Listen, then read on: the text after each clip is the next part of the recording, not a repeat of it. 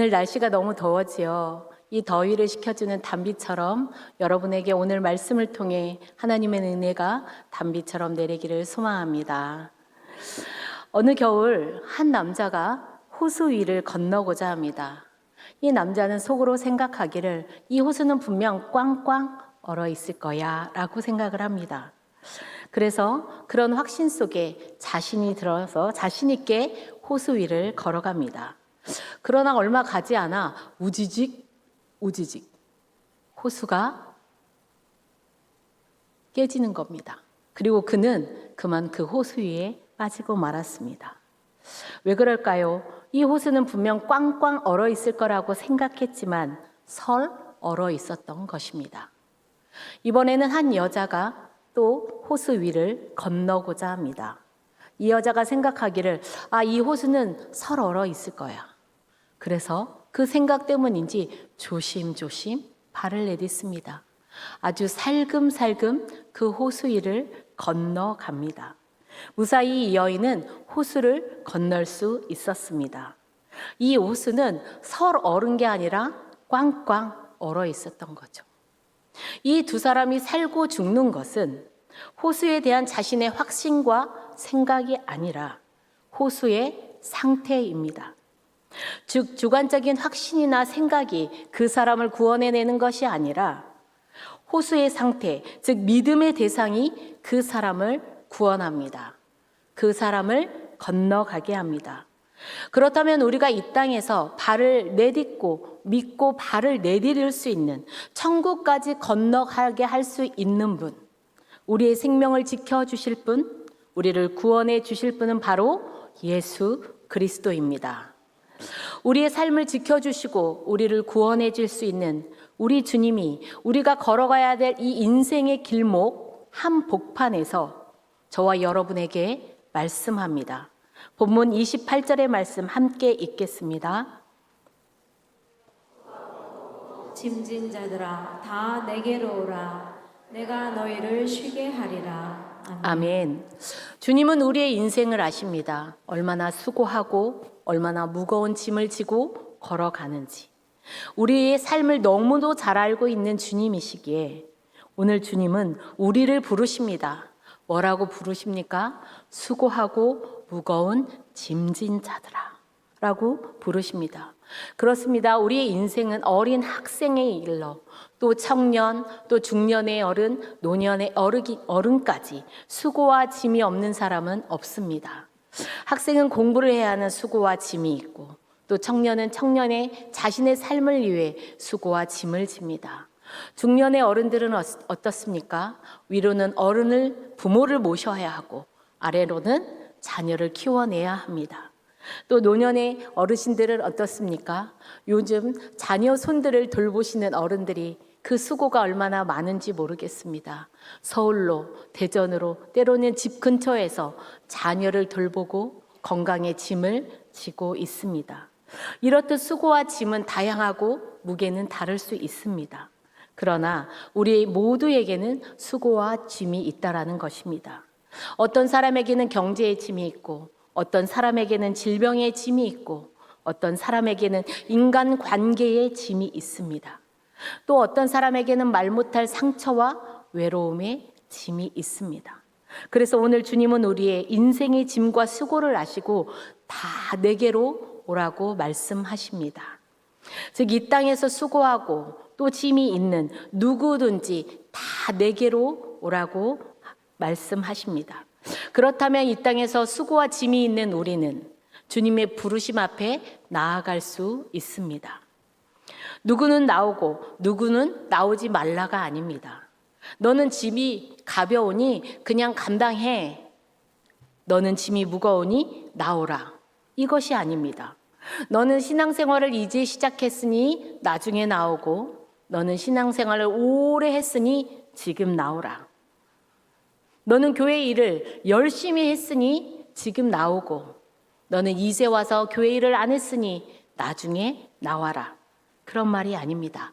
다 누구나 수고하고 무거운 짐이 있는 자는 다 내게로 오라고 말씀합니다. 인간의 편견과 생각과는 다릅니다. 인간의 기준과 잣대도 다릅니다. 그렇다면 일단 우리를 부르시는 주님 앞에 우리는 나아가야 합니다. 우리 옆에 계신 분과 다시 한번 인사할까요? 잘 나오셨습니다. 오직 주님 앞으로만 나아가십시오. 어디로요? 오직 주님 앞으로만.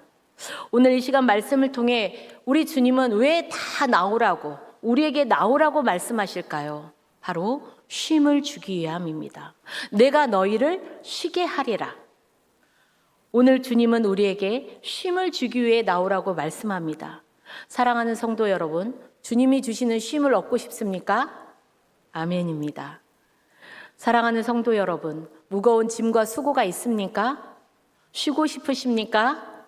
아멘입니까? 그렇습니다. 그렇다면 그 방법이 있습니다. 그 방법은 앞에서 말씀드린 것처럼 단단한 호수처럼 주님의 말씀을 믿고 앞으로 담대히 나아가는 것입니다. 어떤 자리에서입니까? 첫 번째, 아픔의 자리에 있을지라도 주님께 나아가야 합니다. 그래야 쉼을 얻습니다. 오랫동안 혈류병을 앓고 있는 여인을 우리는 성경을 통해 잘 알고 있습니다. 누가복음, 마가복음에 나오는 이 여인은 12해 동안 혈류병을 앓고 있었습니다. 이 혈류병으로 고통당하고 있습니다. 이 병을 낫고 싶어서 많은 돈도 썼습니다.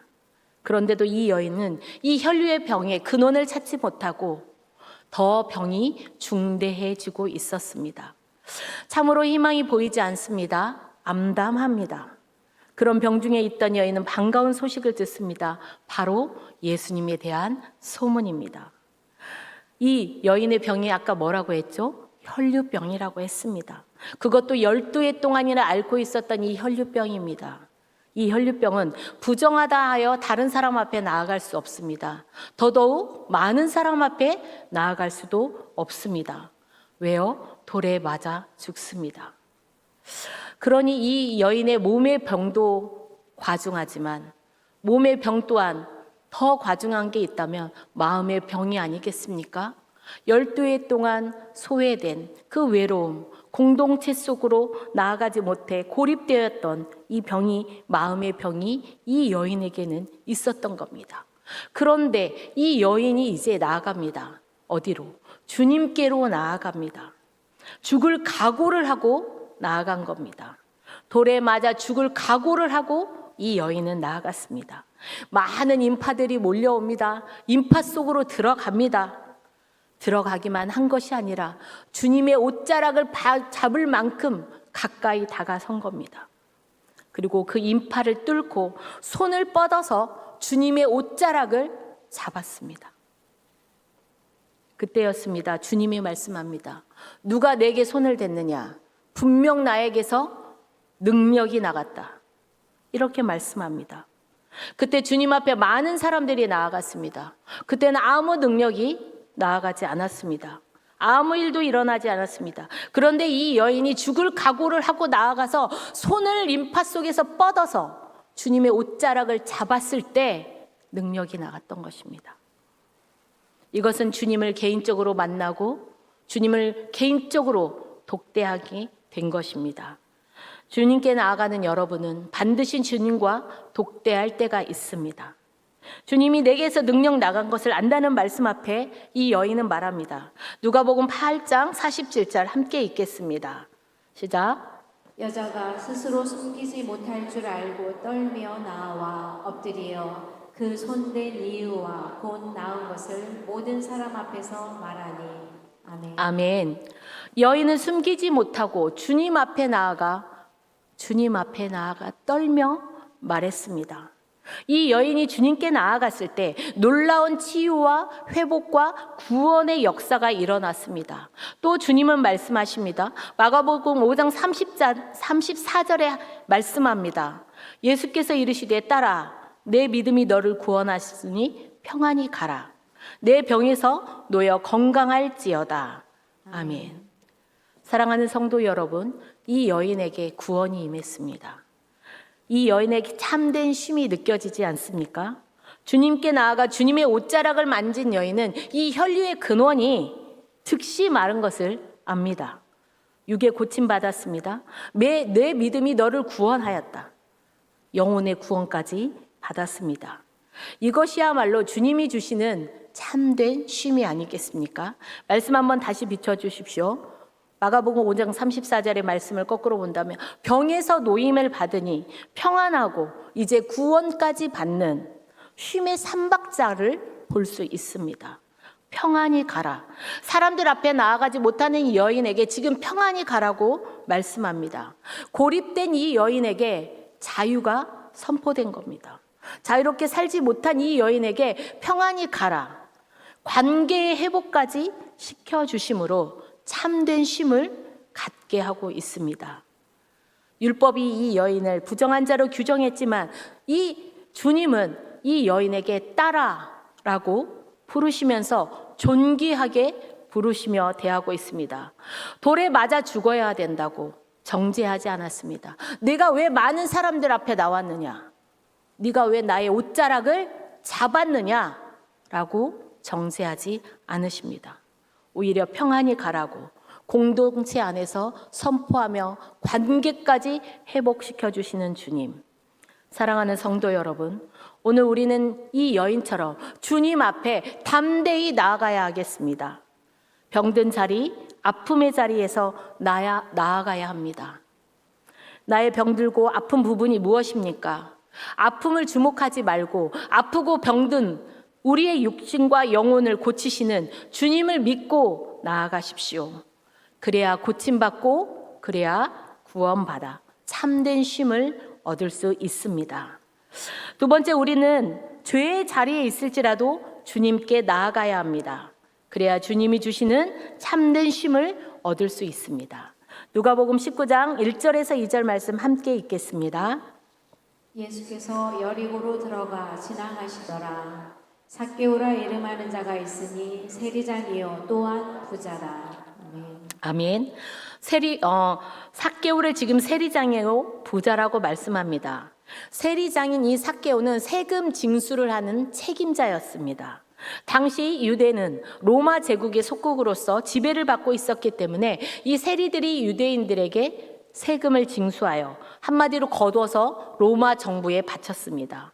세리들이 부자가 된 이유가 있습니다. 로마 정부가 정한 세금보다 더 많이 걷는 경우가 많았습니다. 추가로 거둔 이 돈은 이 세리들의 수입원이 되었습니다. 권력을 이용해서 한마디로 부당하게 지금 돈을 챙기는 일이 그 당시에는 흔했기 때문입니다. 그래서 유대인들은 이 세리들을 얼마나 싫어했겠습니까? 동족을 배신한 사람, 죄인으로 여기며 아주 싫어했습니다. 세리장인 삭개오는 유대인들의 피와 살을 빨아먹는 어쩌면 매국노 취급을 당했습니다. 이런 비난의 자리, 죄의 자리에 있던 이 삭개오는 걷어들인 부로 어쩌면 겉모습은 부자였고 잘 살아 보입니다. 어쩌면 이 부를 자랑하며 의시되며 살았을 수도 있습니다. 그런데 그는 속으로 외롭고 불행한 사람이었습니다.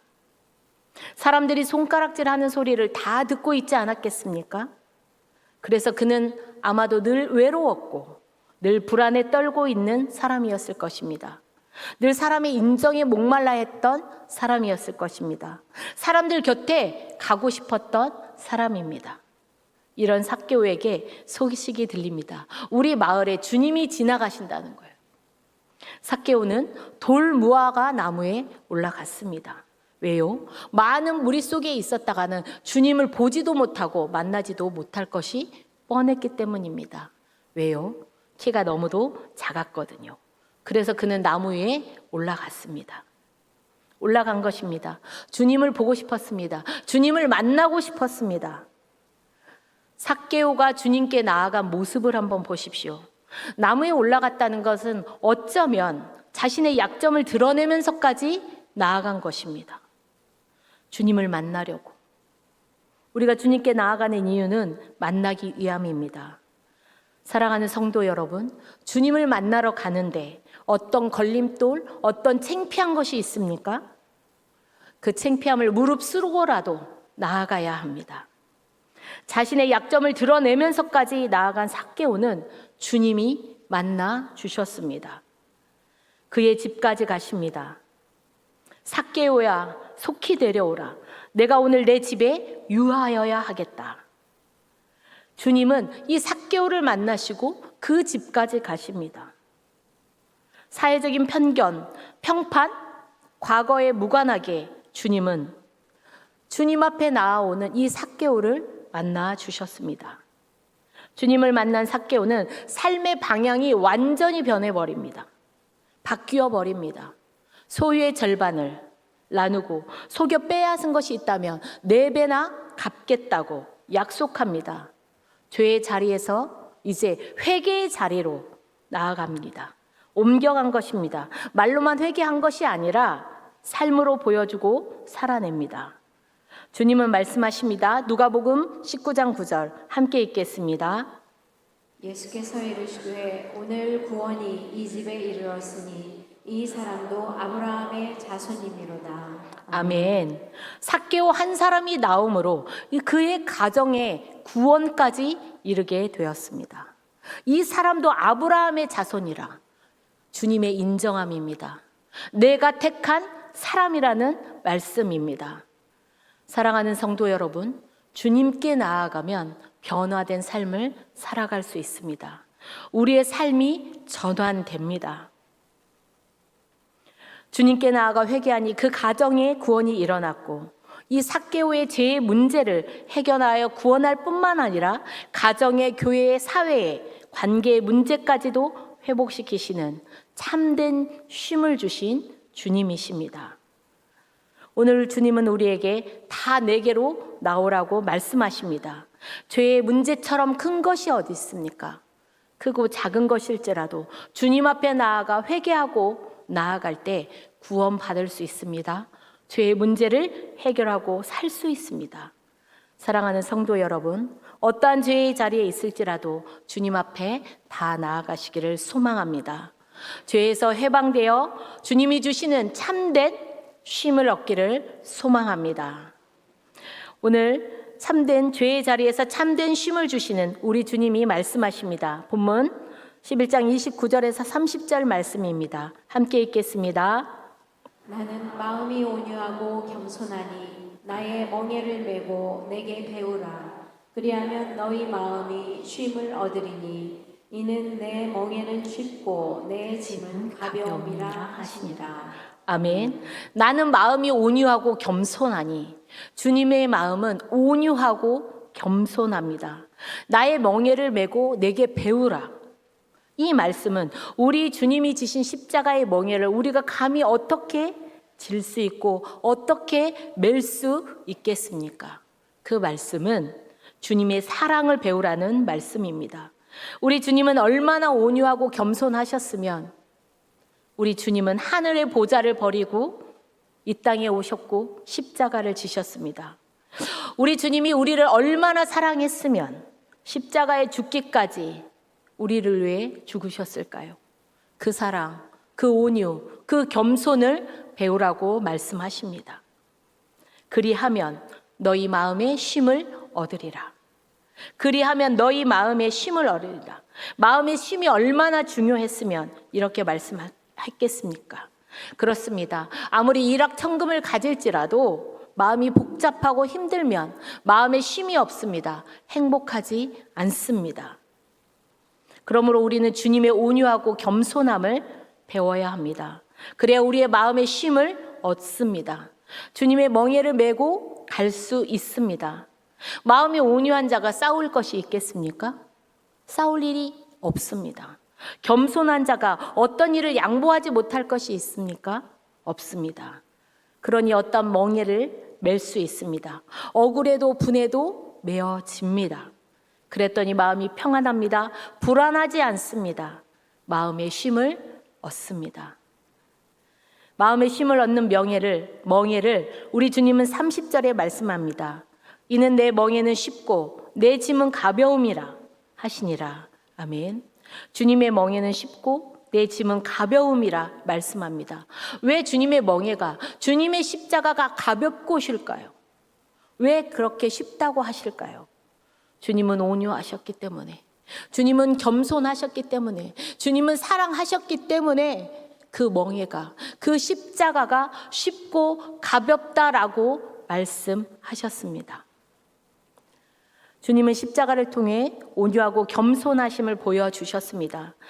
죽음으로 인해, 죄악으로 인해 우리가 죽을 수밖에 없고 멸망의 길로 갈 수밖에 없는 우리를 너무나 사랑하셨기에 그 멍에가 쉽다고 가볍다고 말씀하십니다.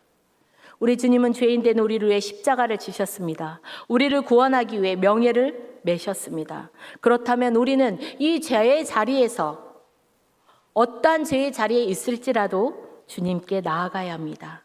그래야 죄의 짐을 벗고 주님이 주시는 참된 쉼을 얻을 수 있습니다. 사랑하는 성도 여러분, 주님의 멍에는 참으로 쉽고 가볍습니다.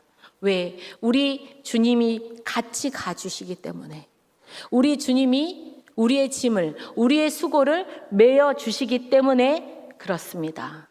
우리 주님이 주신 참된 쉼을 주시기 때문입니다. 사랑하는 성도 여러분, 오늘 주님은 우리에게 수고하고 무거운 짐진 자들아, 다 내게로 오라고 부르십니다. 수고하고 무거운 그 삶의 자리에서 부르시는 주님 앞에 먼저 나아가십시오. 세상의 친구가 아닙니다. 세상의 방법이 아닙니다. 오직 주님 앞에 나아가야 합니다. 우리를 부르시는 주님 앞에 나아가기를 소망합니다. 아픔의 자리, 죄악의 자리, 그 자리에 머물지 말고 우리를 구원하실 그 주님, 온유하고 겸손하신 주님 앞으로 담대히 나아가서 고침받고 구원받고 주님이 주신 참된 쉼을 누리는 저와 여러분이 되기를 간절히 축원합니다.